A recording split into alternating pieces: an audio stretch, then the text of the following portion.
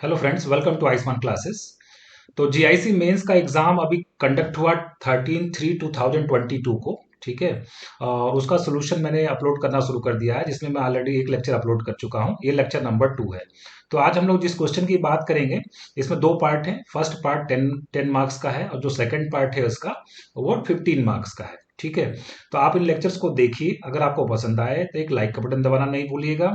अगर चैनल को अभी तक सब्सक्राइब नहीं किया तो सब्सक्राइब जरूर कर लीजिए। अगर आप टीजीटी पीजीटी कोर्सेज परचेज करना चाहते हैं तो आयुष्मान क्लासेस ऐप आप जो डाउनलोड कर सकते हैं प्ले स्टोर से। वहां पे एक रजिस्ट्रेशन करके कोर्सेज को परचेज कर सकते हैं। ये मेरा व्हाट्सएप नंबर है 8128618579। इस पे आप कोई भी इंक्वायरी कोर्स के बारे में कर सकते हैं। ठीक है। चलिए क्वेश्चन क्वेश्चन हम लोग स्टार्ट करते हैं। तो क्वेश्चन नंबर 2 हमारा क्या है? A function f of x is defined as f of x is equal to 1 when x is not equal to 0 and 2 when x is equal to 0. Does the limit of f of x at x tending to 0 exist? पूछ रहा क्या x tending to 0 पे limit exist करेगी? Is the function f of x continuous at x is equal to 0? तो देखिए बहुत ही simple सा question ये है। देखिए अगर इसका ग्राफ में बना के अगर आपको दिखाता हूँ तो आप तुरंत बता पाएंगे कि ये फंक्शन की लिमिट एग्जिस्ट करेगी या नहीं करेगी और ये कंटिन्यूअस है कि नहीं है। कहा जा रहा जब x जीरो नहीं है तो वैल्यू कितनी आने वाली है? y is equal to 1। y is equal to 1 तो एक लाइन होती है पैरेलल टू x एक्सिस। तो सिर्फ जीरो पे अगर हम लोग बात करें, जीरो को छोड़ के बाकी सभी सभी जगहों पे क्या लाइन है? कौन सी लाइन है? y इज इक्वल टू 1 एक लाइन ड्रॉ करना है। तो ये ड्रॉ हो गई लाइन। ठीक है। ये हमारा ग्राफ हो गया किसका? y is equal to 1। ये कब वैलिड है? जब when x is not equal to 0। और x इज इक्वल टू 0 पे अगर हम लोग बात करें फंक्शन की, तो x इज इक्वल टू 0 पे जो वैल्यू है वो कितनी है? 2 है। मान लीजिए यहाँ पे हमारा कहीं 2 है। x इज इक्वल टू 0 पे एक सिंपल सा पॉइंट मिलेगा। 0 पे वैल्यू कितनी हो गई? 2 हो गई। ठीक है। और ये कौन सा पॉइंट है? 1 है। ये कौन सा पॉइंट? 2 है। तो आप देख पा रहे होंगे x इज इक्वल टू 0 पे होल है। फंक्शन के ग्राफ में एक होल है। ठीक है ना। तो निश्चित रूप से फंक्शन कंटिन्यूअस तो नहीं है। दूसरे पार्ट का आंसर ऑलरेडी आ चुका है। अब लिमिट की बात है। तो अगर देखिए x के जीरो से आप अप्रोच करेंगे, जीरो से थोड़ा पहले से अगर अप्रोच करेंगे तो y की वैल्यू किधर की तरफ अप्रोच करेगी? 1 की तरफ अप्रोच करेगी। और जीरो के राइट से अगर आप अप्रोच करेंगे तो भी वैल्यू 1 की तरफ अप्रोच करेगी। मतलब लेफ्ट लिमिट और राइट लिमिट दोनों कितनी? 1 है। तो फंक्शन की लिमिट तो एग्जिस्ट करेगी लेकिन फंक्शन कंटिन्यूअस नहीं होगा। इसी को मैथमेटिकली आपको लिखना था एग्जाम में। चलिए मैं करके दिखाता हूँ। जीरो पे हमें सबसे पहले लिमिट चेक करनी है। तो हम लोग कैसे लिखेंगे? लेफ्ट हैंड लिमिट की बात करेंगे। लेफ्ट हैंड लिमिट को हम लोग सिंबल में कैसे लिखते हैं? Limit x tending to 0 minus f of x. ठीक है। फिर हम लोग एक्स जहाँ पे 0 माइनस एच पुट करेंगे तो when x tending to 0 then h tending to 0। मतलब limit h tending to 0 f of जहाँ पे एक्स है वहां पे 0 माइनस एच। मतलब कितना लिखना है? Limit h tending to 0 f of minus h. अब देखिए फंक्शन की डेफिनेशन क्या है? फर्स्ट वाली डेफिनेशन लगेगी जब एक्स जीरो से कम है या ज्यादा है, मतलब जीरो के बराबर नहीं है, तो वाई की वैल्यू कितनी आने वाली है? 1 आने वाली है। तो एफ ऑफ एच भी कितना आ जाएगा? 1 आ जाएगा। तो यहाँ पे कितना आ जाएगा? लिमिट एच टेंडिंग टू 0 और कितना आ जाएगा? 1 आ जाएगा। तो ये तो एच से इंडिपेंडेंट है। मतलब लेफ्ट हैंड लिमिट कितनी आ गई? 1 आ गई। इसी तरीके से अगर हम लोग राइट हैंड लिमिट की बात करें तो सिंबल में कैसे लिखेंगे? Limit x tending to 0 plus f of x. तो ये कन्वर्ट हो जाएगा limit h tending to 0 f of x, जहाँ पे हम लोग कितना रखेंगे? 0 प्लस एच रखेंगे। तो कितना मिलेगा? लिमिट एच टेंडिंग टू 0, जो हम इनपुट दे रहे हैं 0 से ज्यादा दे रहे हैं, 0 से ज्यादा दे रहे हैं, फर्स्ट डेफिनेशन वैलिड होगा। और वैल्यू कितनी आ रही? 1 आ रही। मतलब एफ ऑफ एच कितना आएगा? 1 आएगा। और 1 पे एच टेंडिंग टू 0 का कोई इफेक्ट नहीं होगा। मतलब राइट हैंड लिमिट भी हमारी कितनी आएगी? 1 आएगी। इसका मतलब क्या हो गया? Limit x tending to, this implies that limit x tending to 0 minus f of x is equal to limit x tending to 0 plus f of x. दोनों left hand limit right hand limit बराबर आ रही है। इसका मतलब ये हो गया, this implies that limit x tending to 0 f of x जो होगा वो क्या करेगा? एग्जिस्ट करेगा। तो पहले पार्ट का आंसर हो गया, लिमिट एग्जिस्ट करेगा। अब पूछ रहा है क्या फंक्शन कंटिन्यूअस है? तो देखिए एक्स इज इक्वल टू 0 पे फंक्शन की वैल्यू कितनी है? 2 है। तो लिमिट के बराबर तो नहीं आ रहा है। हम लिखेंगे since f of 0 is equal to 2 and which is not equal to limit x tending to 0 f of x. ठीक है। मतलब फंक्शन की लिमिट उस पॉइंट पे फंक्शन की वैल्यू के बराबर नहीं है, इसलिए फंक्शन हमारा कंटिन्यूअस नहीं होगा। This implies that f of x is not continuous, f of x is not continuous at x is equal to 0। तो ये हमारा जो कंप्लीट सोल्यूशन हो गया इस पार्ट का। इतना ही बात आपको लिखना था एग्जाम में। ठीक है। चलिए आगे बढ़ते हैं। इसी का बी पार्ट देखते हैं। टोटल ये 25 मार्क्स का क्वेश्चन था। तो 10 मार्क्स उसके लिए फर्स्ट पार्ट के लिए डिसाइड थे और 15 मार्क्स ये सेकंड पार्ट के लिए डिसाइड है। ये सभी क्वेश्चन जो मैं आपको ये करवा रहा हूँ, ये जो क्वेश्चन आपका है ये क्लास 12th लेवल से जो है संबंधित है, इसमें ग्रेजुएशन का कोई ये क्वेश्चन ग्रेजुएशन से संबंधित नहीं है, आपको मालूम ही होगा। चलिए क्वेश्चन क्या, find the area in the first quadrant enclosed by the x axis line x is equal to y root three and circle x square plus y square is equal to 4। तो सबसे पहले हमें इसका graph बनाना पड़ेगा, ठीक है।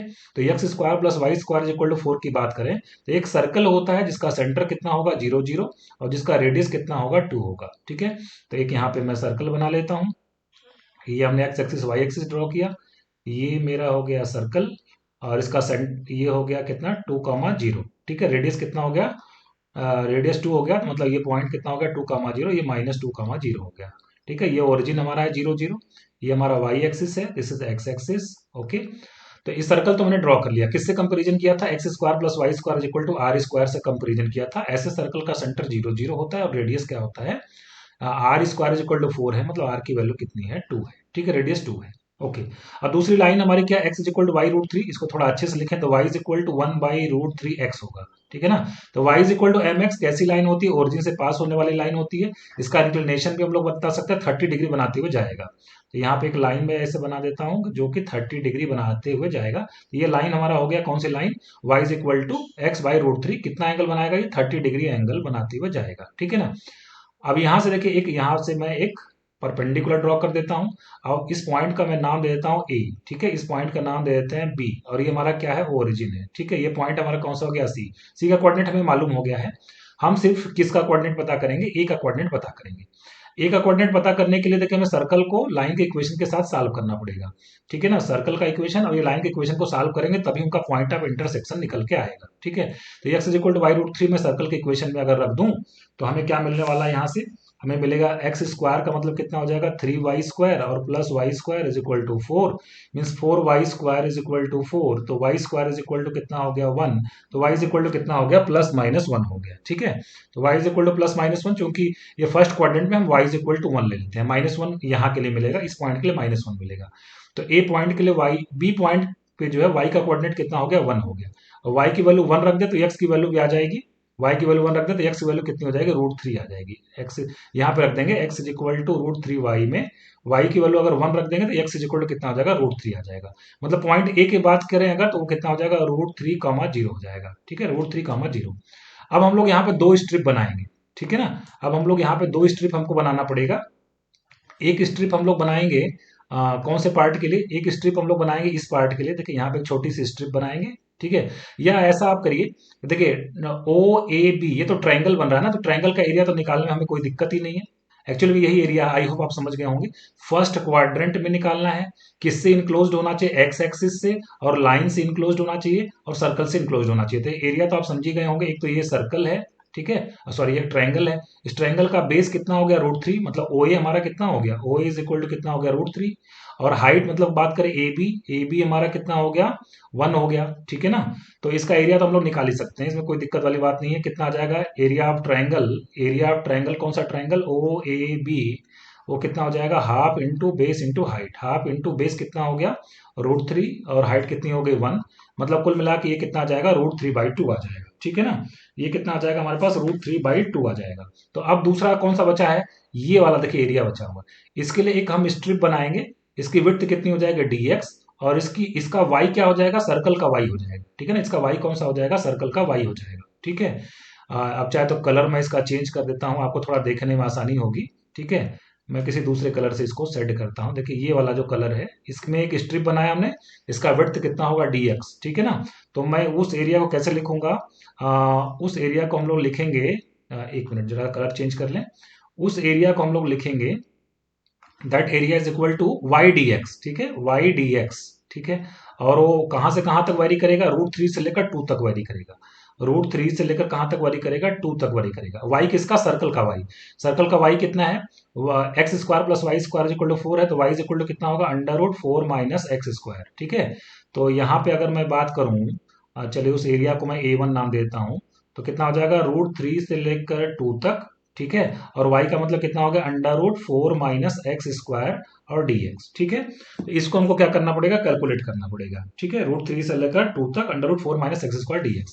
अब इसमें इंटीग्रेशन का कौन सा फॉर्मूला लगेगा, √a² minus x square dx is equal to x/2 √a² minus x square plus a square by two sine inverse x by a, sine inverse x by a. ठीक है, तो ये अगर मैं पुट करूं तो कितना हो जाएगा, x by two under root a square minus x square plus a square by two मतलब 4/2 दैट इज इक्वल टू 2, और sine inverse x by a इतना आ जाएगा, और इसमें लिमिट रखना कितना, √3 से लेकर 2 तक रखना है। ठीक है, अपर लिमिट पुट करेंगे तो पहला पार्ट कितना हो जाएगा, 0 हो जाएगा, क्योंकि 4 माइनस 4 0 हो जाएगा, और 2/2 1 हो जाएगा। 2 साइन इनवर्स 1, साइन इनवर्स 1 कितना होता है, π/2, तो 2 इंटू कितना हो जाएगा, π/2, मतलब कितना आ जाएगा हमारे पास, अपर लिमिट कितना आ जाएगा, पाई आ जाएगा। ठीक है ना, तो ये अपर लिमिट आ गया पाई, माइनस लोअर लिमिट रखेंगे जब √3, तो ये कितना आ जाएगा, √3/2, √3/2, और प्लस कितना आएगा, 2 टाइम्स π/3, प्लस 2 टाइम्स कितना आ जाएगा, π/3 हो जाएगा। ठीक है ना, तो अब हम लोग टोटल एरिया निकालेंगे, तो ट्रायंगल का एरिया इसमें ऐड करना पड़ेगा, टोटल रिक्वायर्ड एरिया हमें निकालना है। तो टोटल एरिया की बात करें तो ट्रायंगल का एरिया कितना आया था, √3/2, उसमें इस एरिया को ऐड करना पड़ेगा, प्लस पाई और माइनस कितना, √3/2, और प्लस कितना, प्लस कितना हो जाएगा, यहाँ से ये ब्रैकेट में है ना, ब्रैकेट में है, तो प्लस 2π/3 है। चलिए ब्रैकेट वगैरह को सबको ओपन करते हैं, तो कितना आ जाएगा, √3/2 और प्लस पाई माइनस √3/2 और माइनस 2π/3, तो यहाँ से प्लस √3/2 माइनस √3/2 कैंसिल होगा, पाई माइनस 2π/3 कितना हो जाएगा, π/3। इस क्वेश्चन का जो आंसर आएगा, इस क्वेश्चन का आंसर हमारा कितना आने वाला है, π/3 इस पार्ट का आंसर हो जाएगा। तो इसमें करना कुछ नहीं था, सबसे पहले आपको फिगर ड्रॉ करना था। फिगर ड्रॉ करने के बाद देखिए एक ट्रायंगल बनेगा ओ ए बी, उसका एरिया हम लोग half into base into height से निकाल लेंगे, और जो दूसरा पार्ट बनेगा ए बी सी, उसमें हम लोगों को एक स्ट्रिप बनाना था जिसकी विड्थ कितनी होगी, dx, उसका हाइट y, y किसका y लेना था, सर्कल का y लेना है, और उसकी जो इंटीग्रेशन का रेंज होगा √3 से लेकर 2 तक होगा। और यहाँ पे फार्मूला लगाना था, under root a square minus x square वाला इंटीग्रेशन का फार्मूला लगाना था। ठीक है, तो आई होप सो फ्रेंड जो है आपको एक क्लियर हो गई चीजें हो गई होंगी। अगर आपने ये सारे स्टेप्स पूरा लिखा होगा तो निश्चित रूप से आपको 15 में 15 मार्क्स प्रोवाइड करवाया जाएगा।